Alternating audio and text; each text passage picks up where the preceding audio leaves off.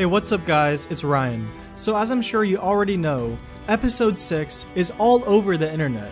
But surprisingly, this time it wasn't hackers. It was actually HBO who screwed up and uploaded the episode before realizing their mistake. But it was too late, which is awesome for us since we get to watch it 5 days in advance. And what a crazy episode it was. If you haven't seen it yet, don't watch this episode breakdown as there will obviously be spoilers. So the episode picks up right where we left off, with Jon and company north of the wall trying to get a white to bring back as evidence. Jon tries to give Longclaw to Jorah since it's rightfully his. If you can remember, it's the sword Jeor Mormont gave to Jon Snow back in season 1, but Jorah refuses and tells him to keep it. In Winterfell, Arya confronts Sansa about the letter she wrote back in season 1, one in which she implored Robb to come swear fealty to Joffrey. This is of course an attempt by Littlefinger to drive a wedge between the two sisters.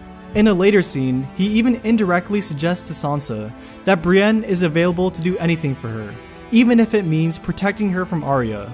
And while it's a good attempt from Littlefinger, his intentions just seem so obvious, and I think this time Sansa sees right through his deceit. Even Brienne warns her multiple times about Littlefinger in this episode, and she sends Brienne to King's Landing, which shows us that she's not influenced by Littlefinger at all. Next we are shown Daenerys and Tyrion talking, and the whole time it felt as if her attitude towards him is totally different. Daenerys is extremely standoffish, and anything he says she quickly refutes. Your Grace, I saw hundreds of arrows fly towards you when you fought on the Blackwater Rush, and I saw hundreds of arrows miss. But any one of them could have found your heart and ended you. You've been thinking about my death quite a bit, haven't you? It's clear to me that her trust in his advice is fading quickly. I think this is due to a few reasons. First, she's not happy that Tyrion's war strategy lost them Dorne and Highgarden. He also went to visit Jaime, and even though Daenerys knew about that, it could have furthered the doubt that she already had in her mind. And I think her talk with Olenna struck a chord. He's a clever man, your hand. I've known a great many clever men. I've outlived them all. You know why? I ignored them.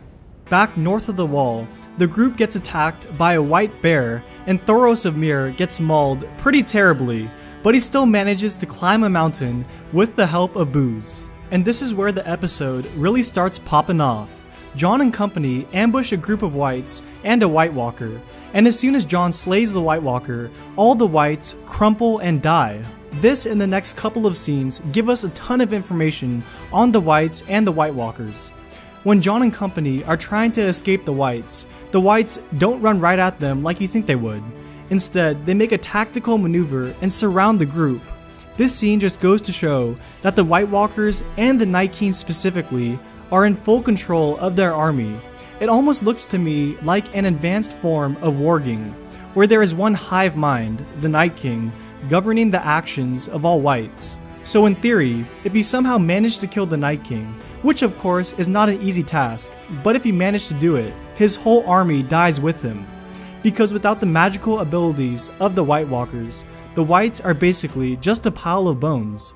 The lake freezes over not long after, and the battle beyond the wall begins with Jon and company basically trying to bide time for Daenerys to come and help. And right as the group is surrounded and out of options, Daenerys arrives with her 3 dragons, and we all know how effective fire is against whites. They manage to take out a good number of whites and save the group, but in the process, the Night King throws an ice spear at Viserion, pretty much killing him instantly. In the 4th episode of season 7, we found out that the dragons can be injured, and now we know that with just one ice spear, the Night King can kill a dragon.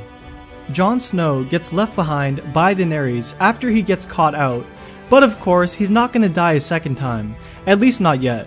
Benjen Stark comes to his rescue and gives up his own life so Jon can make it back to the wall. In Winterfell, Sansa and Arya have a really strange interaction, and she learns more about what Arya's been doing all this time.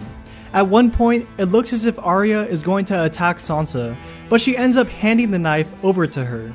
Although this whole conversation was extremely creepy and weird on Arya's part, her handing over the knife, to me that feels like an act of trust, and I believe it's Arya's way of showing Sansa that they're on the same side. This act also shows Sansa that Arya means her no harm and will not be telling anyone else about the letter as Littlefinger wanted. Just going off that, it seems as if Littlefinger is so weak right now in terms of his power. He's resorted to trying to turn Arya and Sansa against each other, and it looks like even that isn't working. Everyone knows his intentions, the kind of man he is, and what he's capable of.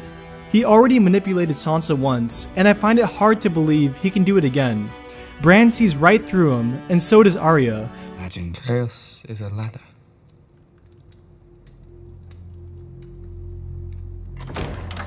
And Jon almost killed him in episode 2. His whole game is staying in the shadows and working behind the scenes without anyone's knowledge, but too many people know who he is, and this episode cemented just how desperate he's become.